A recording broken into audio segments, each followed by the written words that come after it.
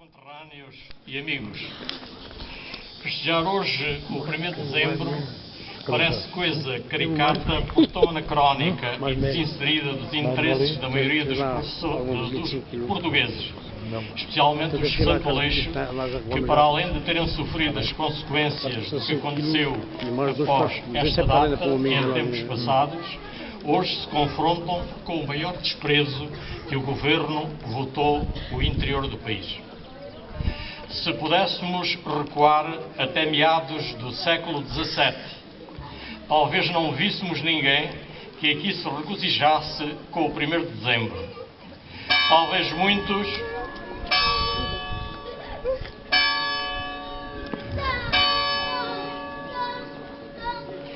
Talvez muitos nem se tivessem apercebido do facto. A grande maioria dos moradores de Santo Aleixo, que foi vítima das guerras da Restauração, pouco saberia dos verdadeiros motivos tanto da perda como da retoma da soberania portuguesa após 60 anos de união com a Espanha. A proclamação da retoma da independência e a festa que se seguiu foi em Lisboa, e aí, se algum povo acorreu ao terreiro do Paço,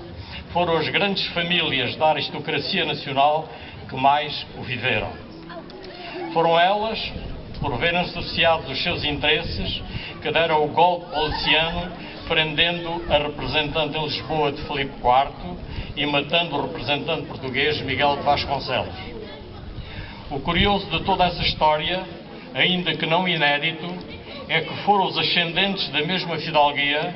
pais e avós, que anuíram e até apoiaram a implantação do domínio castelhano em 1580, prestando homenagem ao todo-poderoso Filipe II de Espanha, quando este entrou em Portugal e aqui residiu durante 2 anos. Os seus interesses então eram outros. Para os atuais filhos de Santo Aleixo, em que me incluo, o dia de hoje não pode ser senão um dia de reflexão pelo que aconteceu aos seus conterrâneos neste mesmo local durante as trágicas invasões castelhanas que se seguiram a 1 de dezembro de 1640. Prestar homenagem aos que aqui tombaram, vítimas de jogos de bastidores em que não participaram, é um dever que hoje respeitosamente cumprimos.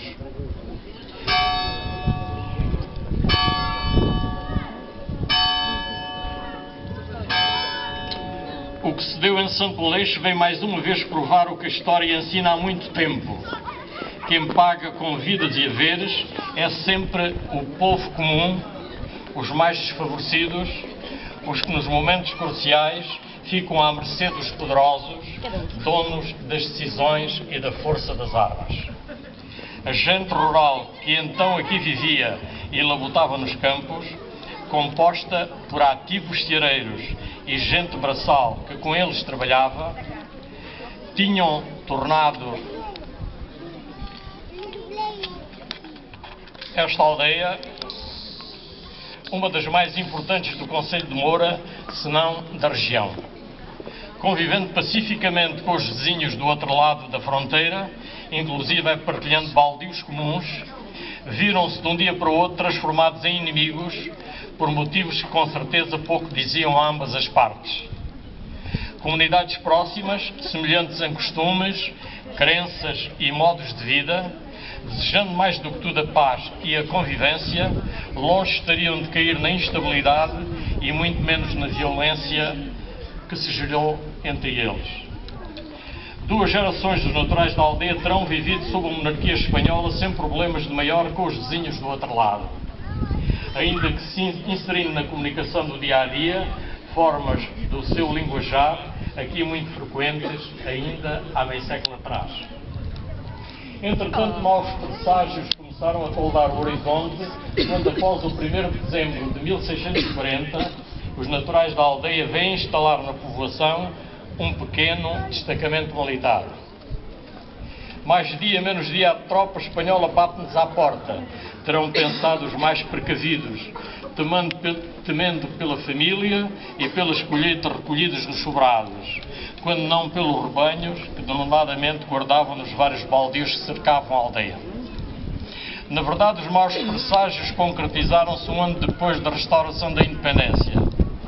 Cabe aqui darmos conta do que esta gente sofreu, não só em 1641, como em 1644, desembaraçando das memórias, relações e sucessos escritos sobre os acontecimentos, o muito de romântico, de místico e de fervor patriótico que neles existia. Embora Santo Aleixo estivesse, por razões geográficas, num dos possíveis caminhos das invasões estrangeiras, e que Faça Moura fosse transformado em tampão por razões de estratégia militar, uma coisa parece ser considerada. Havia nesta terra alguma coisa que gerava cobiça e que os moradores queriam naturalmente acautelar.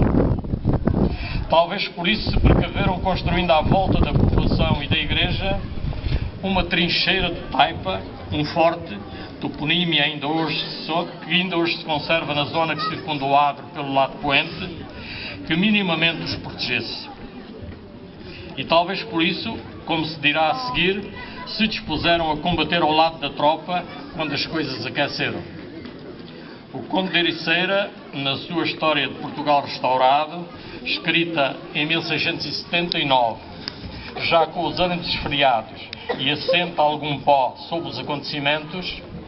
não deixa de referir a importância dos bens da população, com certeza provenientes da seara e dos gados, adiantando que os mesmos não foram indiferentes ao comandante das forças inimigas, que em 1641 terá pedido permissão superior para deles se apropriar quando atacasse a aldeia. O patriotismo que se quer colar aos santo-alexenses de então, desterrados muito mais que hoje num lugar de grande interioridade, longe dos centros de decisão política, parece não caber numa desapaixonada análise histórica, ainda que os seus rasgos de heroicidade em defesa do que lhes pertencia não devam ser postos em causa. Com efeito, e a fazer fé nos apontamentos do Conde de Ericeira, que vimos seguindo, não pôde faltar coragem e determinação a pouco mais de uma centena de homens, comandados pelo capitão Martim Carrasco Pimenta, para fazer frente a uma força castelhana de 1500 de pé e de cavalo, que por sorte ou por determinação dos defensores causaram pouca moça nos corpos e nos haveres dos habitantes, acabando por retirar com pesadas baixas de homens e montadas para as cercanias da aldeia, aguardando reforços que não chegaram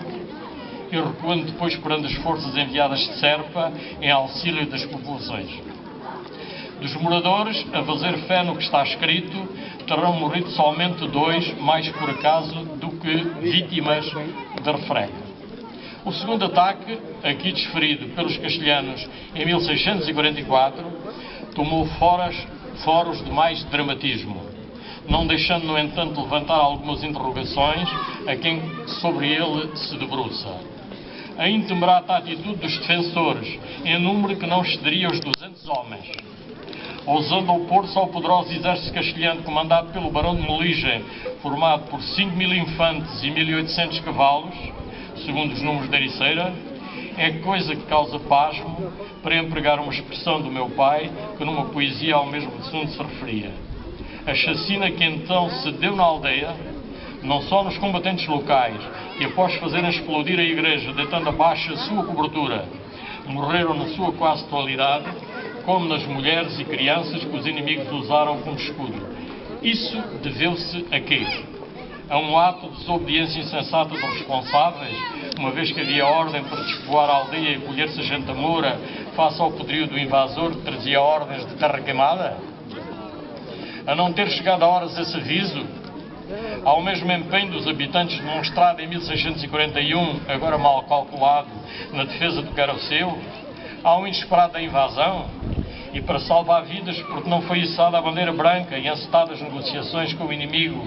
como fizeram outras aldeias ao redor e como aqui foi feito em 1704. Essas interrogações fiz neste mesmo lugar e nesta mesma data há 5 anos atrás, e não deixo de as fazer hoje. Dizia eu que o patriotismo não pode explicar tudo, parecendo sim ressaltar desta tragédia um qualquer fator desconhecido, porque não um erro de avaliação do perigo ou exagerado zelo na defesa, que fez os locais baterem-se e morrerem em desespero de causa. Mesmo assim, no seu procedimento e refletido ou não, não nos devemos envergonhar hoje. Se o seu sacrifício heroico, ficava mais pobre a história da nossa aldeia.